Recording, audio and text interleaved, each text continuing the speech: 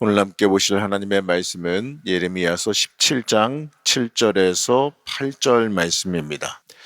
그러나 무릇 여호와를 의지하며 여호와를 의뢰하는 그 사람은 복을 받을 것이라. 그는 물가에 심어진 나무가 그 뿌리를 강변에 뻗치고 더위가 올지라도 두려워하지 아니하며 그 입이 청청하며 가물은 애에도 걱정이 없고 결실이 그치지 아니함 같으리라. 아멘. 할렐루야. 오늘도 하나님의 돌보심과 또 하나님의 인도하심이 함께 하시기를 축복합니다. 17장은 그 유다가 심판받아야 되는 그 정당성에 대해서 말해줍니다. 그리고 이 하나님을 의지하지 않는 사람, 하나님을 의뢰하지 않는 사람, 하나님 떠난 사람들이 당하는 이 안타까운 일에 대해서도 함께 다루고 있습니다. 이러한 말씀을 하시면서 이제 결정적으로 말씀하시는데 하나님 법 안으로 들어와야지만 살 수 있다라는 것을 하나님께서 강하게 강조하십니다. 이 전체적으로 임박한 종말의 상황입니다. 그러한 상황 속에서 다시 하나님 앞으로 돌아오길 원하시는 하나님의 안타까운 마음을 오늘 한 번 더 읽을 수가 있습니다. 먼저 이 전반부인 1절에서 4절 말씀은 유다의 죄악을 다시 한번 강조하고 계세요. 유다의 죄가 이 단단한 이 다이아몬드 촉인 그 철필로 마음판에 기록되어 있다. 이렇게 말하고 있는데, 자, 이거는요, 지울 수 없을 정도로 이 내면 깊숙이 자리 잡았다라는 걸 뜻합니다. 그리고 제단 뿔에도 새겨져 있다. 이 제단 뿔 위에도 새겨져 있다라고 하는 건 이게 무슨 말이냐? 이 그들의 죄가 우상 숭배라는 거예요. 그걸 말하는 겁니다. 우상 숭배가 얼마나 만연했는지 그들의 자손은 언덕이 무성한 나무 곁과 들의 산 위에 있는 아세라를 기억할 것이다. 이렇게 말합니다. 이 어린 시절부터 보고 듣고 한 게 다 우상 숭배였다는 거예요. 이렇게 죄를 지은 결과가 뭐냐? 이걸 4절에서 말씀하는데 이 4절 말씀 같이 함께 읽겠습니다. 내가 내게 준 내 기업에서 내 손을 뗄 것이며 내가 너로 하여금 너의 알지 못하는 땅에서 내 원수를 섬기게 하리니 이는 너희가 내 노를 맹렬하게 하여 영원히 타는 불을 일으켰음이라.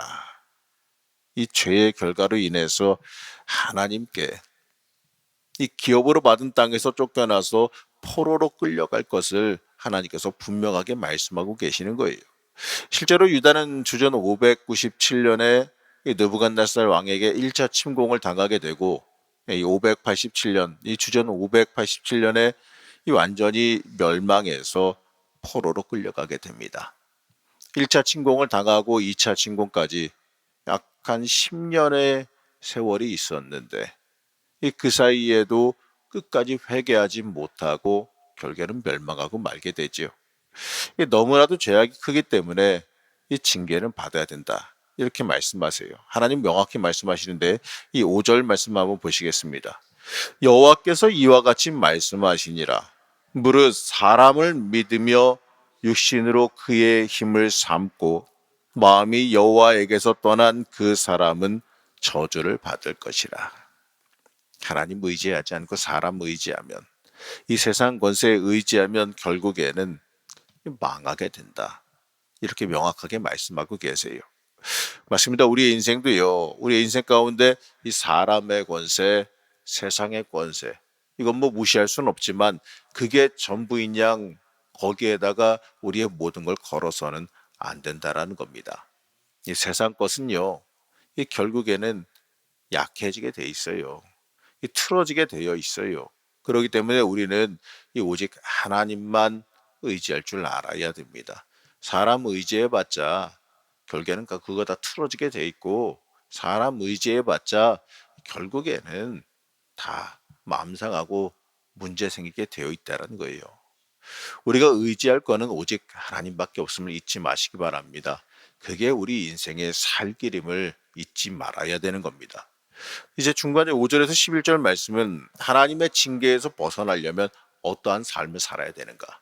여기에 대해서 말씀해주고 계십니다. 바로 이 저주받을 삶과 복받을 삶이 무엇인지에 대해서 우리에게 명확하게 말씀해 주십니다. 이 조금 전에 말했던 그 5절의 내용, 바로 사람을 의지한 자는 하나님의 외면을 받게 돼 있어요. 그러면 복 받을 사람이 누구인가? 우리가 이걸 봐야 되는데, 이 마치 말씀을 보게 되면 시편 1편의 말씀을 보는 것 같은 느낌이 들 정도입니다. 7절 말씀 함께 보시겠습니다. 그러나 무릇 여호와를 의지하여 여호와를 의뢰하는 그 사람은 복을 받을 것이라. 이건 진리죠. 중요한 건 바로 이겁니다. 주님을 믿고 의지하는 건 바로 이게 복받는 비결이란 거예요. 이 하나님 외에 다른 것을 의지하는 건 하나님 보시기에 범죄함 그 자체입니다.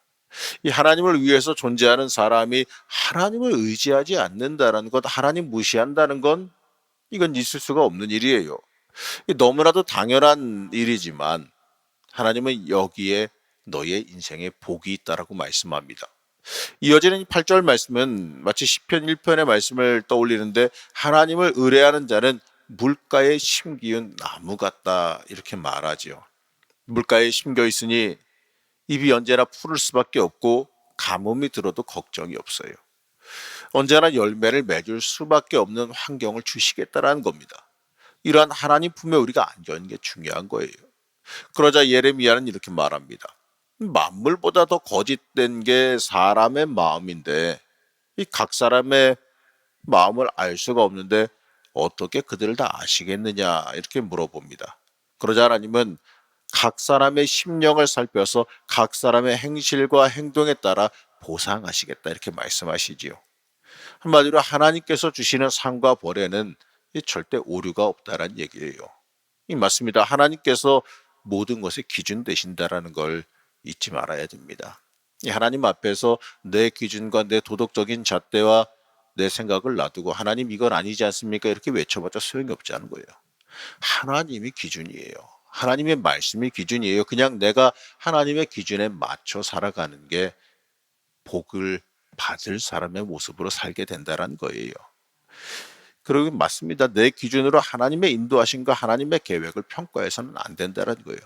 우리에게 필요한 건 하나님 앞에 그저 철저한 순종이 필요한 겁니다. 하나님 믿고 의지하는 삶을 살아갈 줄 알아야 돼요. 하나님의 인도하심 때때로 이해가 안 갈 수도 있어요. 그러나 우리가 하나님의 일하심을 다 이해할 필요는 없어요. 뭐 이해시켜 주신다 그러봤자 인간의 기준으로 하나님의 그 큰 뜻을 어떻게 다 이해할 수 있습니까?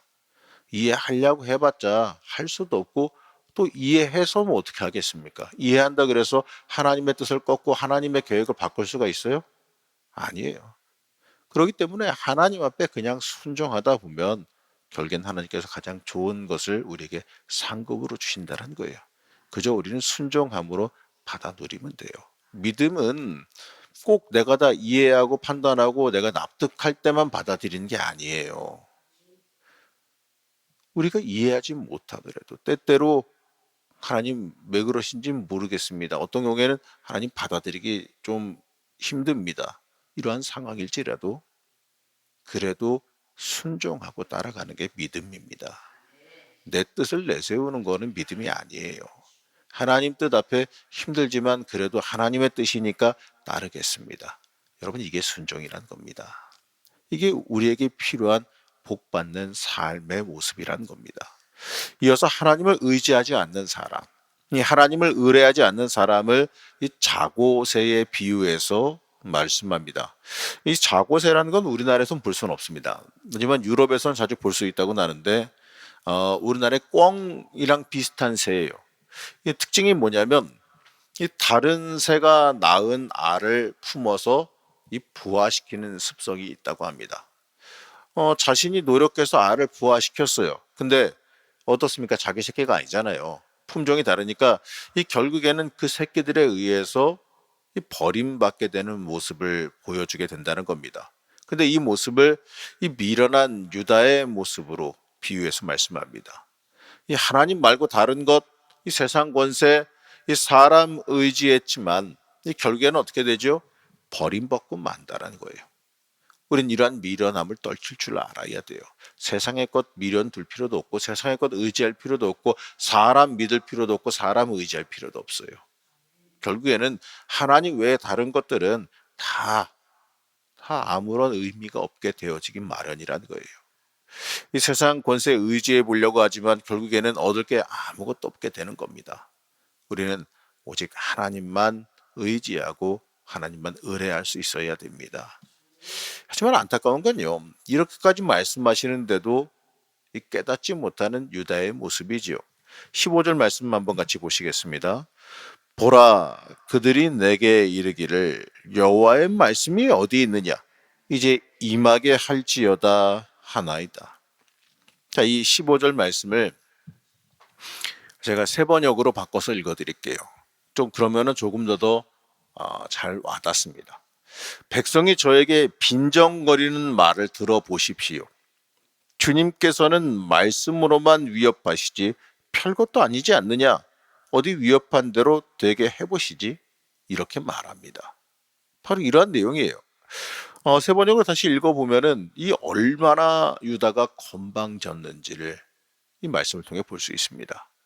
참으시면서 돌이키기를 원하셔서 심판을 유보하고 계시는 건데 그 하나님의 모습 앞에서 이 말만 하고 있다고, 하지도 못하실 걸 위협하고 있다고 건방 떨고 있는 거예요.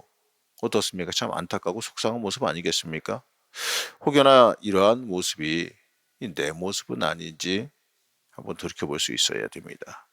하나님께서는요, 여러 가지 방법으로 나에게 경고하시고 권면하시고 있는데 이 물리적인 피해나 징계가 아직 당장 오지 않았다 그래서 아직은 괜찮아, 이렇게 외치고 있는 모습이, 이 미련한 모습이 나에게도 남아있지는 않은지 한번 돌이켜 보시기 바랍니다.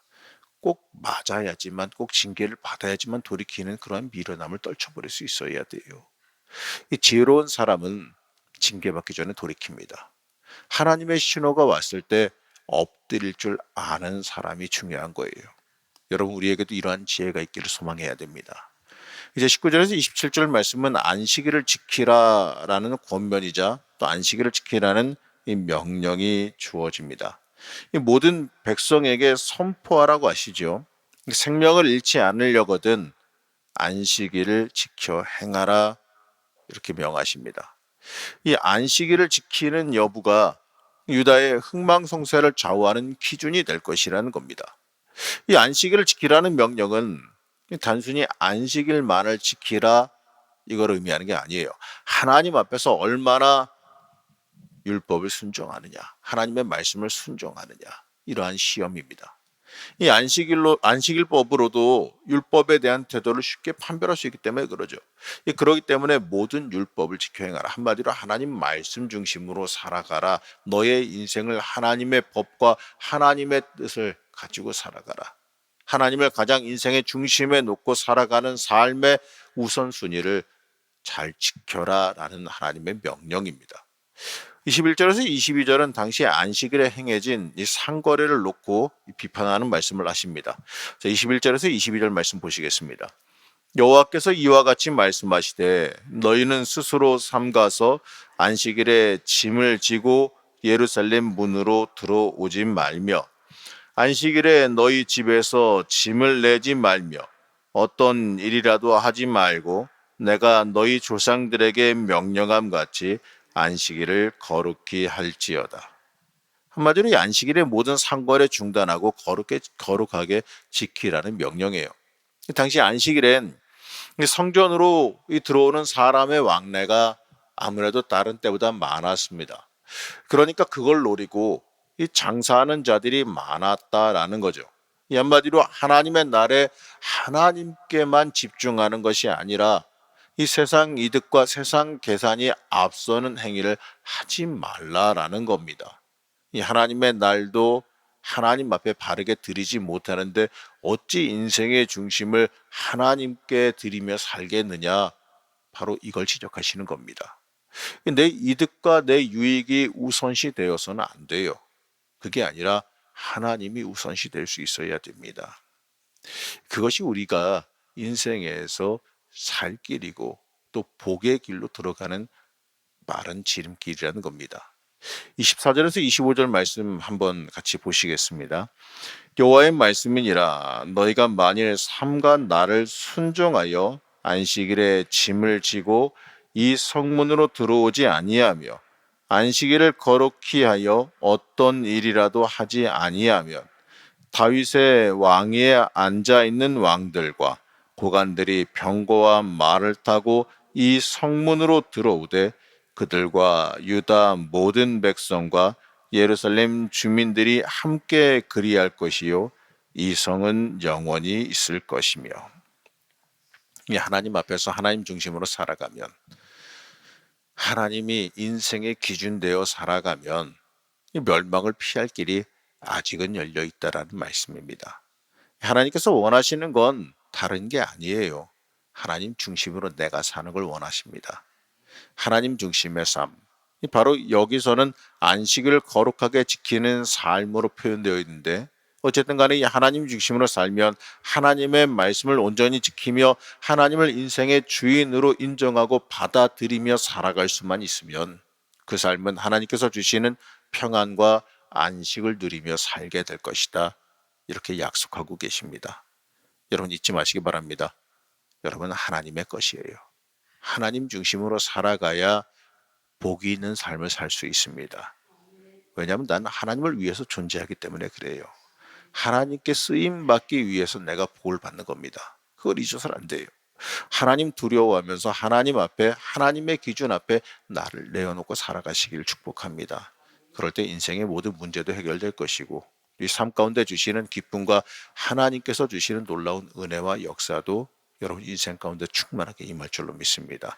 오늘도 기도하실 때 하나님 앞에 마음 내려놓으시고 하나님 더 깊게 만나는 복이 있기를 시간 간절히 축복합니다. 잠시 기도하겠습니다. 우리의 왕이요 우리의 길과 진리가 되시는 하나님, 우리가 하나님 중심으로 하나님 앞에 나와서서 살아가길 원합니다. 하나님, 우리의 심령이 하나님 중심으로 변화하길 원합니다. 우리의 심령을 붙잡아 주시고 하나님 중심으로 굳게 서서 살아가는 주의 자녀들 되게 축복하여 주시옵소서.